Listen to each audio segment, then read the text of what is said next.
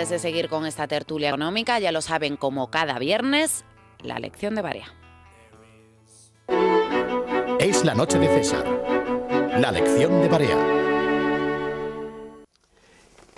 Debe continuar la consolidación fiscal en España a pesar de que tenemos un crecimiento que este año se calcula que va a ser del 0,6-0,8% del PIB y por tanto va a continuar la subida del paro. Si nosotros hacemos caso a lo que dice la teoría keynesiana, lógicamente tendríamos que lanzar el presupuesto a un mayor gasto que incurriría en un déficit para expansionar la demanda pública y por tanto tirar la economía hacia arriba. Yo creo que esto no debe hacerse, primero porque nos hemos comprometido con la Unión Europea a que nosotros, dentro de 2 años, entre el año próximo 2012 y el 2013, reduciríamos el déficit por bajo del 3% del PIB. Y segundo, porque un país que tiene que estar continuamente acudiendo a la inflación que se produce como consecuencia de un crecimiento desaforado del gasto público, distorsiona todas las reglas de la economía. Por siguiente, lo que hay que hacer es ser austero, reducir el gasto en muchas partidas que no son necesarias y dejarla en aquellos que son indispensables para el buen funcionamiento de los servicios públicos.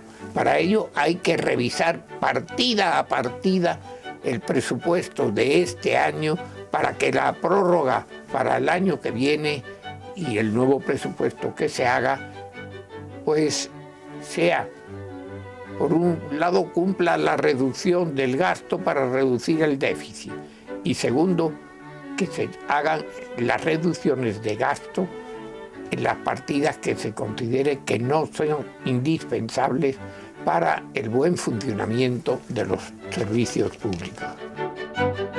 Es la noche de César. La lección de Barea.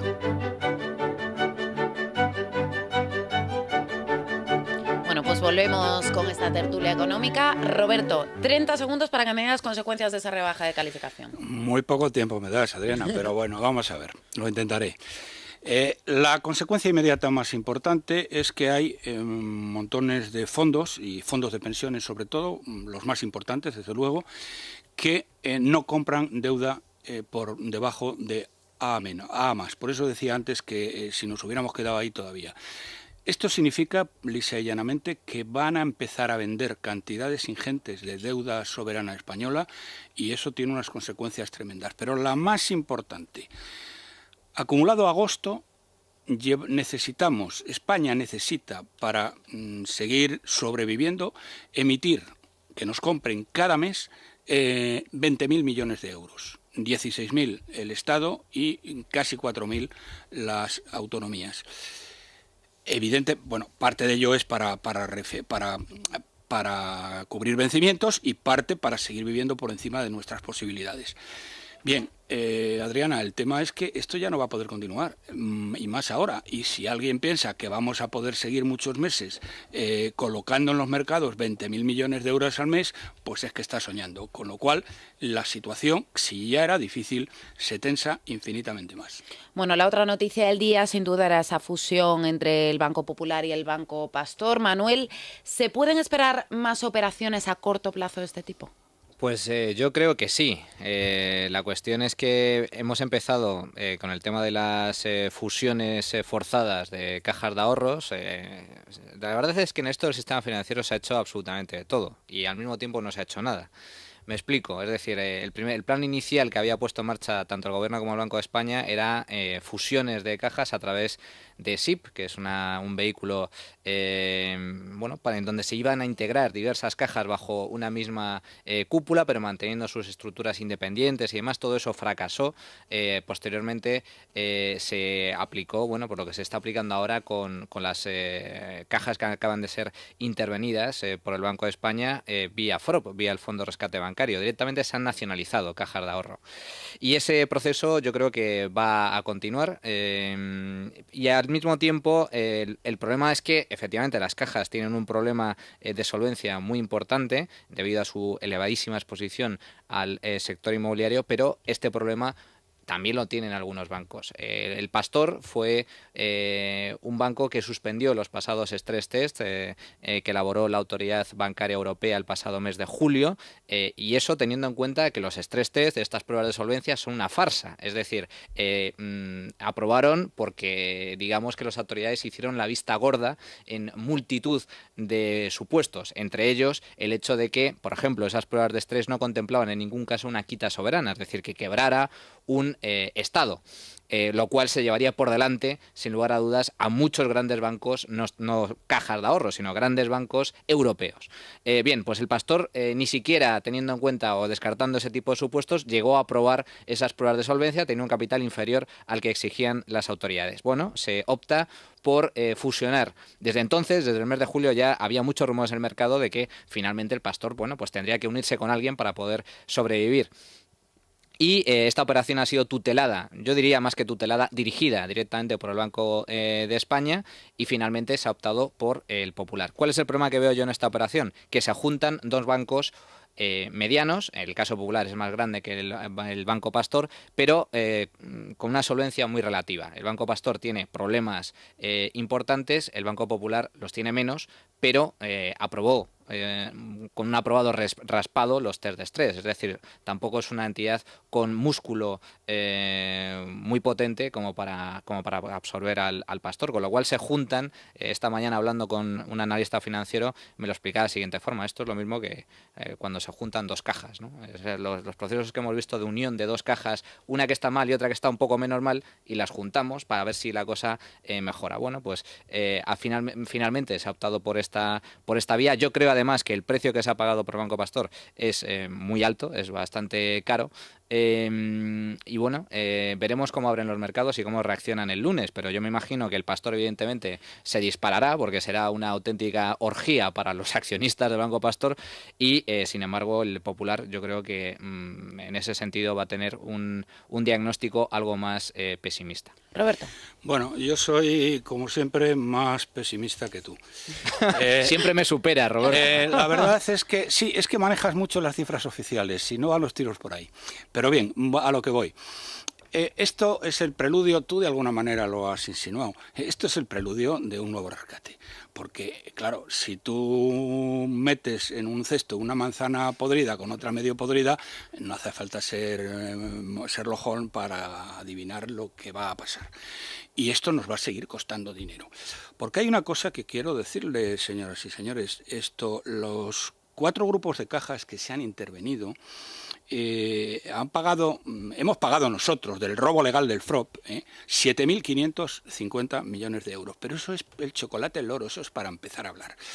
Porque les recordaré que porque el agujero potencial solamente de CCM, y ya sabemos todos cómo calcula los agujeros potenciales el Banco de España, es de 18.000 millones de euros. Es decir, eso significa que vamos a pagar por CCM, por la CAMP, que se ha llevado 2.800 millones del FROP, vamos a acabar pagando como mínimo 18.000 millones, que fue lo que pasó en CCM.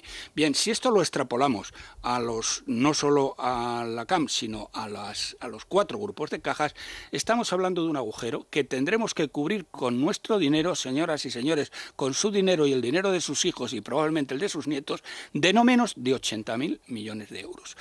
Pero es que esto no es todo, porque tú decías que se han hecho cosas y tal. Aquí no se ha hecho nada, no se han hecho más que chapuzas para engañarnos. Se han intentado. No, ni se han intentado. Lo único que ha intentado el gobernador del Banco de España es engañarnos.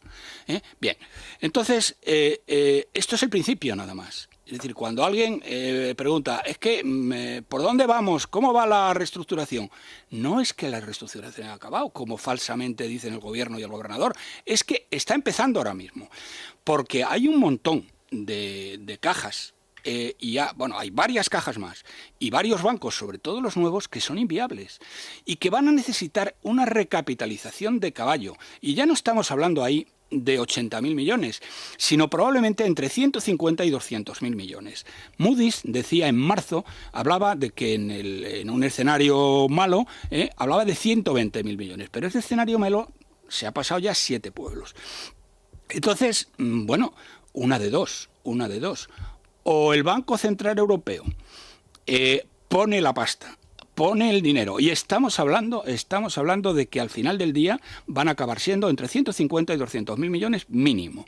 O desde luego España está quebrada, es decir, entre las autonomías y el desastre del sistema financiero, bueno, requiem catim pacem. Entonces, que se olvide el señor Rajoy de las medidas medianas, las que dicen las mayores, las de la señora Cospedal, que va a bajar un 20% los gastos de Caja Castilla-La Mancha. Bueno, primero está por ver si los baja, una cosa es decirlo y otra hacerlo. Pero es que suponiendo que lo hicieran, eso es el chocolate del loro. Con eso no vamos absolutamente a ninguna parte, porque eso significa que vamos a seguir gastando lo que no tenemos y vamos a seguir gastando muy por encima de lo que ingresamos. Entonces, el resumen, el sistema financiero español está herido de muerte, y hay una cosa que el otro día, siento que no esté César porque estaba conmigo en la comida. Señoras y señores, lo dije el otro día en el disparate. Ojo con sus ahorros, ojo con sus ahorros. Los ahorros están en riesgo cierto, excepto en media docena de entidades. Y termino, porque esto también lo dije el otro día, pero lo quiero resaltar, y estaba César conmigo el otro día, en una reunión con un gran banco español, que está ofreciendo y está teniendo, bueno, hay una riada de gente que está llevando su dinero. Estos señores eran de las oficinas de Zúrich, de un gran banco español. Bien, y bueno, lo que querían es que don César y yo lleváramos el dinero a Zúrich. Y nos dice que claro, que desde principios de agosto es que es una riada de gente que lo está haciendo. Por esto, señoras y señores, si tienen ustedes menos de 100.000 euros en la cuenta, llévenlo ustedes a uno de estos bancos. No pueden jugar ustedes con los ahorros de toda la vida. Y si tienen más, díganle a uno de estos grandes bancos que tienen oficinas en el exterior que lo lleven fuera, que es perfectamente legal, porque el dinero es transparente y por lo tanto Hacienda tiene conocimiento de todas y cada una de estas operaciones, y que se lo pongan en Zúrich, bueno, que se lo pongan fuera, pero en Zúrich o en Luxemburgo preferentemente. No me asustes, Roberto. Vamos con Juan Ramón Rayo, que viene con las portadas de la prensa de mañana, la prensa económica. Cuéntanos. Bueno, pues los 3 principales diarios económicos destacan lo mismo. Lo que pasa es que le ponen matices distintos. El más plano 5 días, que dice Fitch rebaja el rating de España e Italia. Está bien la coletilla de Italia como para encuadrar o agruparlo todo y no centrar la atención en España, que es lo que nos afecta. Luego, Expansión añade más información. Fitch rebaja el rating de España por el déficit autonómico. Y luego El Economista añade otro matiz también interesante. Fitch rebaja el rating de España e Italia, 2 puntos, no descarta más recortes. Pues bueno, esas son las dos variables que habría que considerar. Uno, la responsabilidad, lo que hemos comentado antes, déficit autonómico y agujero en el sistema financiero. Si el Estado está avalando implícitamente el sistema financiero, pues y este tiene problemas, es lógico que la solvencia misma del Estado peligre. Y segundo, que esto no ha terminado.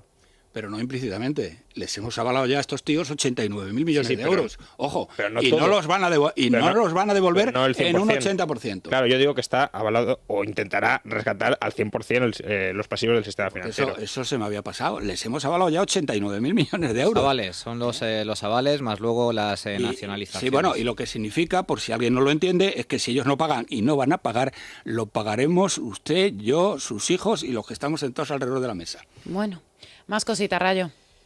Bueno, luego la otra noticia obviamente es el Popular compra Banco Pastor con una prima del 26%, lo recoge Expansión. Otra noticia interesante y que no hemos comentado en la prensa, también la lleva Expansión, la COE exige al futuro gobierno una ley de huelgas. Bueno, o sea, ya sabemos que la huelga está regulada por un decreto preconstitucional que fue lavado por el Tribunal Constitucional en el 81. Y bueno, siempre ha habido una carencia de regulación en esto. Incluso ha habido un debate sobre si la huelga realmente, la huelga general, es un derecho o no lo es, porque la huelga general es un instrumento político, básicamente. Desde luego. Entonces, bueno, pues ya veremos qué tiene cómo se regula, si se llega a regular, que por ahora todos los gobiernos de la democracia lo han evitado. Y otra noticia también interesante, la lleva El Economista: España está perdiendo población, no solo por el problema demográfico, sino por la emigración. En este año 2011, 600.000 personas han estado o han emigrado de España. No inmigrado, es decir, no están viniendo, se están yendo. Y se están yendo, obviamente, no porque no les guste el país, sino porque no hay ninguna oportunidad de prosperar dentro.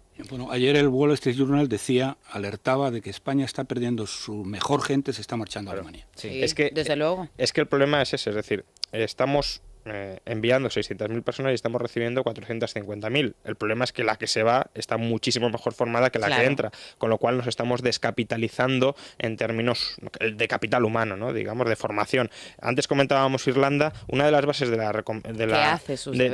la eventual recuperación de Irlanda es que tiene una población muy bien formada. Nosotros tenemos una población no demasiado bien formada, sobre todo en ciertas áreas por culpa del sistema educativo, que es un desastre, pero es que además la que está mejor formada se está yendo, con lo cual, con lo que nos quedamos dentro...